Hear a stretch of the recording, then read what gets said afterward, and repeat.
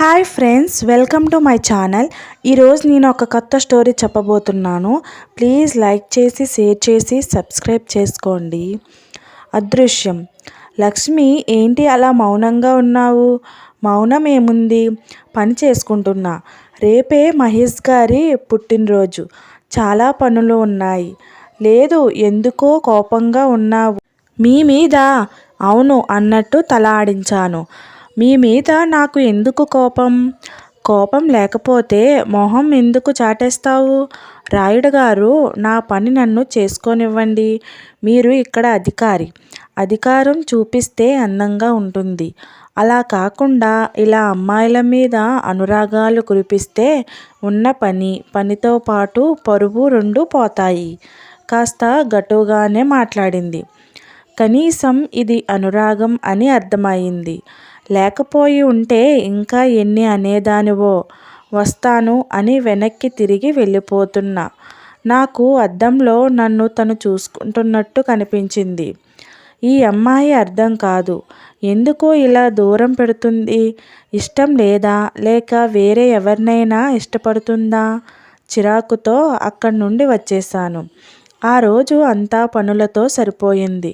రాత్రి వరకు పనిచేస్తూ భవంతిలో ఉండిపోయాను. నేను వెనక్కి తిరిగి వెళ్తుండగా మహేష్ గారి ఆఫీస్ గదిలో లైట్ ఇంకా వెలుగుతూ ఉంది. గది తాళం వేయటం మర్చిపోయారు అనుకుని అటుగా వెళ్ళాను. కిటికీలో నుంచి మహేష్ గారు, కృప కనిపించారు. వారు మాట్లాడుకుంటున్నారు కదా అని నేను వెనక్కి తిరిగి వెళ్ళిపోతుండగా, పని బాగా చేస్తాడు కానీ మహేష్ భూపతి కానీ బాగా చేస్తున్నాడు కదా.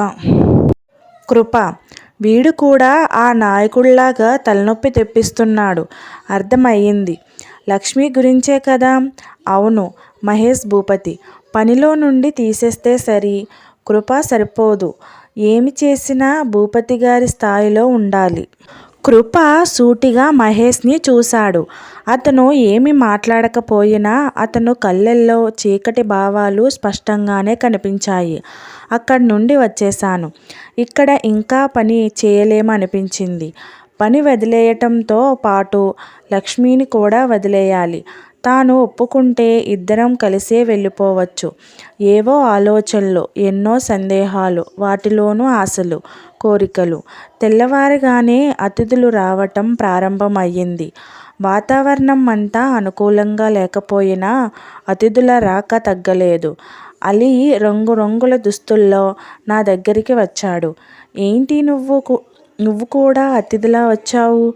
నీకు తెలుసు, అందరికీ తెలియదు కదా. అలీ, సరే, ఉదయం నుండి లక్ష్మి కనిపించట్లేదు. నువ్వు చూసావా? లేదు. ఏదైనా పని ఉందా? అలీ, లేదు కాదు, ఉంది. నువ్వు కాసేపు ఇక్కడ ఉండి వచ్చిన వారిని చూసుకో.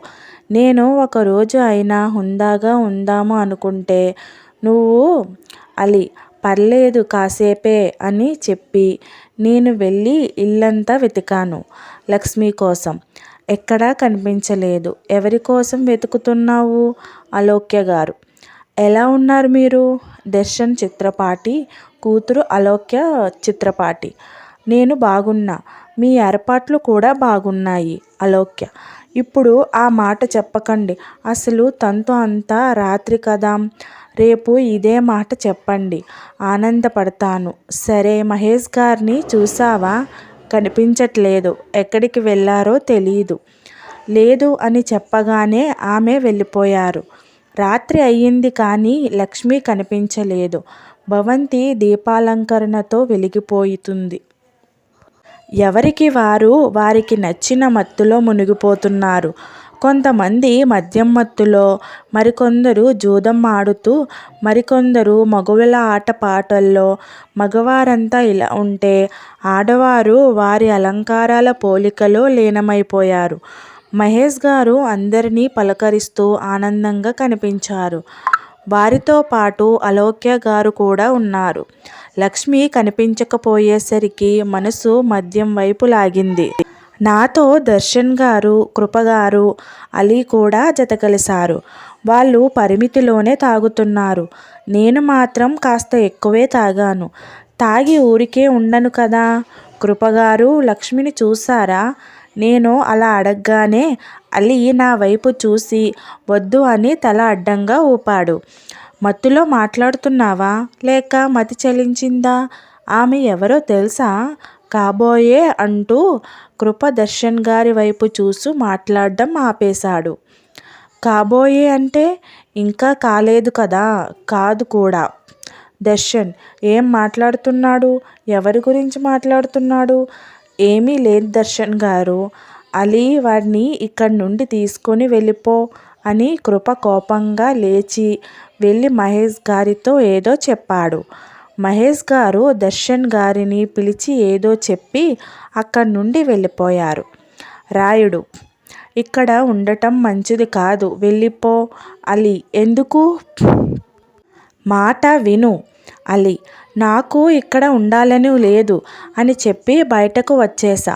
భవంతి ముందు పూల తోట దగ్గర కూర్చున్నా.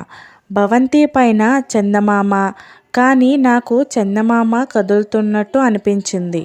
నా ఎదురుగా పై అంతస్తులో ఉన్న మహేష్ గారి గదిలోకి ఎవరో అమ్మాయి వెళ్తున్నట్టు కనిపించింది.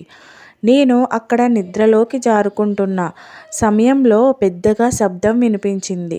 చూస్తే మహేష్ గారి గది తలుపు అద్దం పగిలి ఉంది. నేను పైకి పరిగెత్తాను.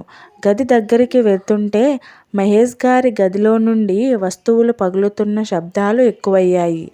దగ్గరికి వెళ్ళి తలుపులు కొట్టాను, కానీ తలుపులు తీయలేదు ఎవరు. కిటికీలో నుండి చూశాను. లోపల ఏం జరుగుతుందో నాకు అర్థం కాలేదు. మహేష్ గారు గాలిలో చూస్తూ భయపడుతూ వస్తువులు గాలిలోకి విసురుతున్నారు. తల పట్టుకుని తనకు తానే నేల మీద కొట్టుకుంటున్నారు.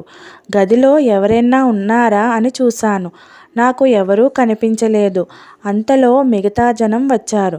నేను అక్కడి నుండి వేరే వైపుకి పరిగెత్తి అద్దం పగిలి ఉన్న తలుపు దగ్గరికి వెళ్ళి బయట నుండి గడియ తీయటానికి ప్రయత్నించాను. అంతలో మహేష్ గారు తలుపు దగ్గరికి వచ్చి అద్దంని కొడుతున్నారు. ఆయన కళ్ళు ఎర్రగా ఉన్నాయి. మొహం పసుపచ్చ రంగులోకి మారింది. నాకు ఏదో చెప్పే ప్రయత్నం చేశారు, కానీ మాట అర్థం కాకుండానే వెనక్కి వెళ్ళిపోయారు ఎవరో లాగినట్టుగా.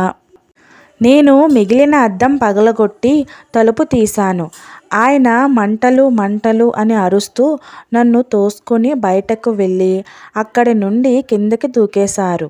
అందరూ పైన గుమ్మికూడారు. నేను దగ్గరికి వెళ్ళి పైనుండి కిందకి చూశాను.